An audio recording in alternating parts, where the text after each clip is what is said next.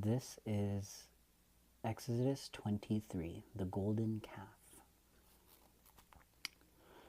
When the people saw that Moses was so long in coming down from the mountain, they gathered around Aaron and said, "Come make us gods who make a come make us gods who will go before us.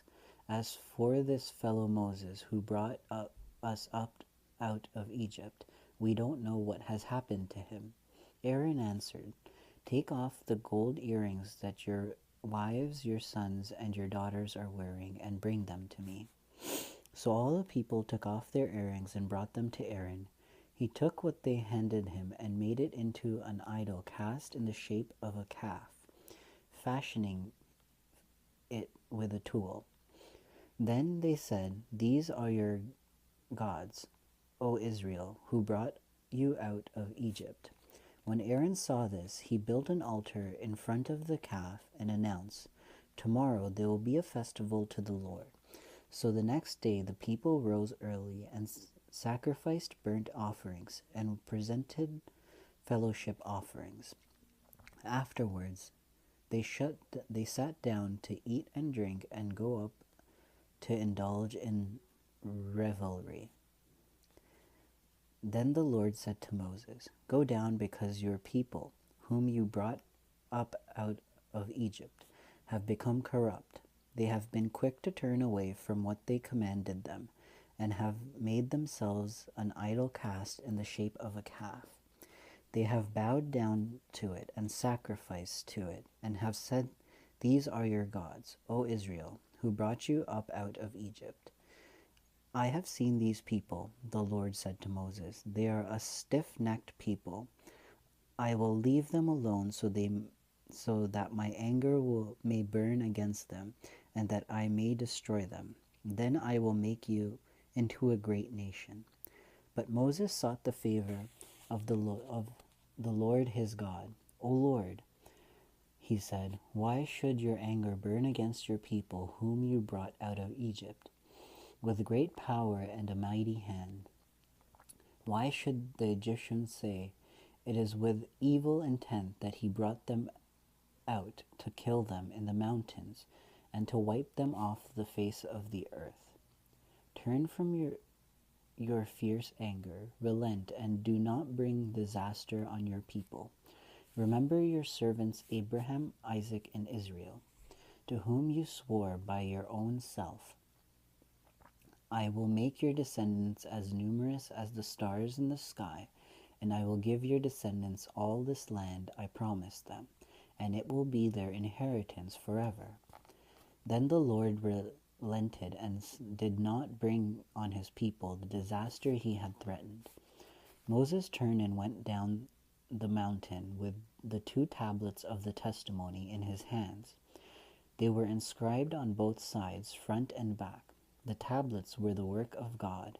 The writing was the writing of God, engraved on the tablets.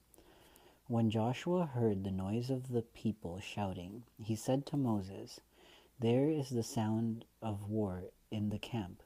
Moses replied, "It is not the sound of victory, it is not the sound of defeat. It is the sound of singing that I hear." When Moses approached the camp and saw the calf and the dancing, his anger burned, and he threw the tablets out of his hands, breaking them into pieces at the foot of the mountain. He took the calf they had made and burned it in the fire.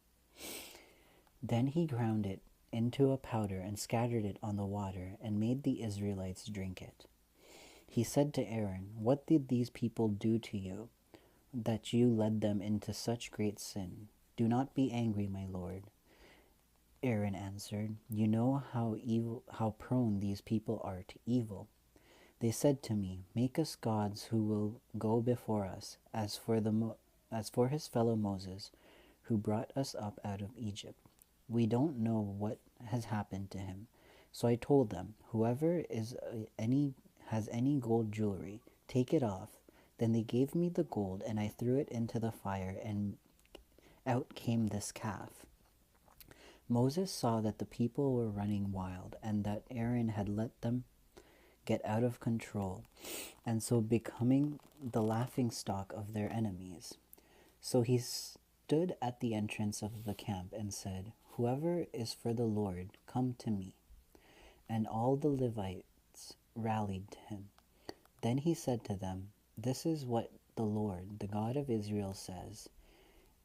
Each man strap a sword to his sides, go back and forth through the camp from one end to the other, each killing his brother and friend and neighbor." The Levites did as Moses commanded, and that day about 3,000 of the people died. Then Moses said, "You have been set apart to the Lord today, for you were against your own sons and brothers, and he has blessed you this day." The next day Moses said to the people, "You have committed a great sin, but now I will go up to the Lord. Perhaps I can make atonement for your sins." So Moses went back to the Lord and said, "Oh, what a great sin these people have committed. They have made themselves gods of gold. But now please forgive their sin. But if not, they blot me out of the book you have written." The Lord replied to Moses, "Whoever has sinned against me I will blot out of my book. Now go, lead the people to the place I spoke of, and my angel will go before you. However, when the time comes for me to punish, I will punish them for their sin." The Lord struck the people with a plague because of what they did with the calf Aaron had made.